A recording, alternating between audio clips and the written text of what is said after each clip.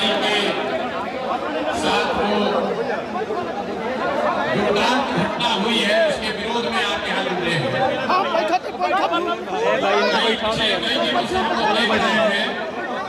TV में, media में, social media में बड़े बड़े नेता, बड़े बड़े लोग यहाँ आ रहे हैं, लेकिन मैं आपको दावे के साथ बता रहा हूँ कि आज से 15 दिन के बाद कोई यहाँ नहीं आने वाला।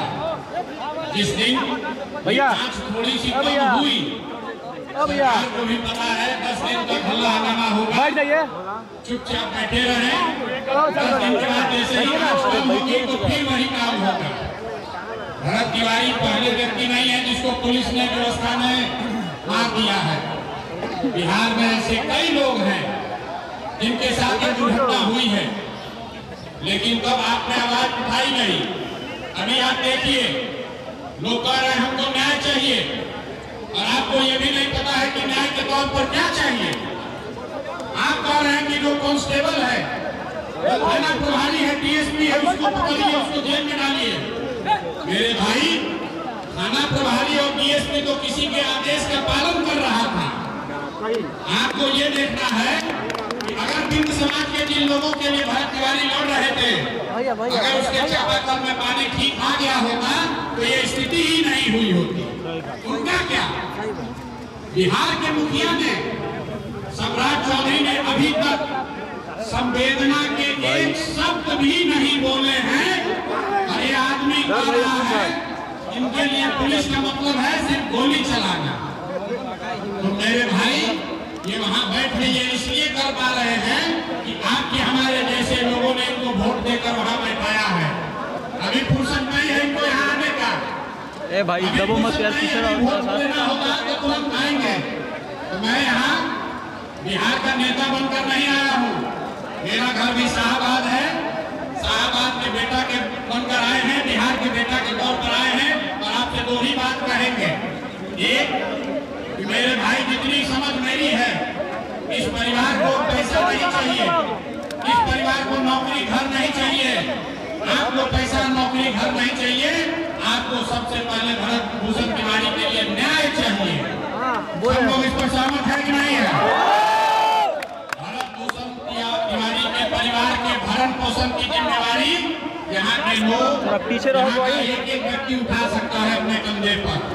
और न्याय तब मिलेगा जब इस हत्या के पीछे जो लोग हैं, जिन लोगों ने इस हत्या का आदेश दिया है, उन पर कार्रवाई की जाएगी।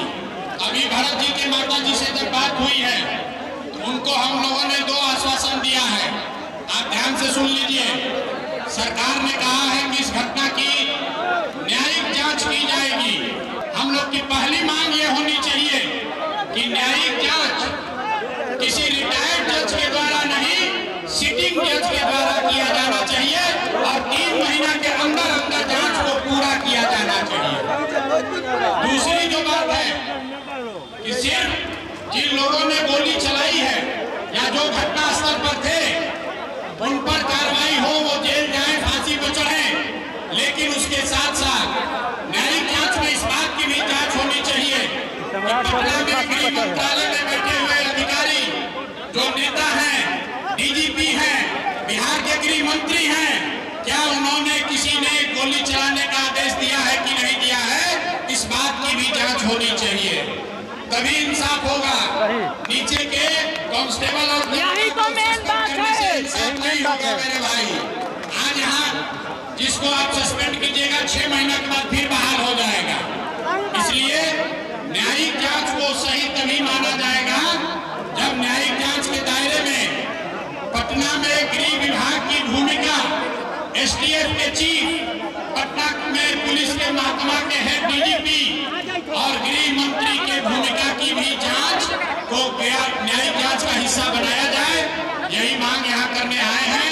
और अंतिम बात, अभी से 15 दिन के अंदर अगर न्यायिक जांच नहीं हुई, अगर सरकार ने ये नहीं माना, तो अब सब साथी आप तैयार होइए।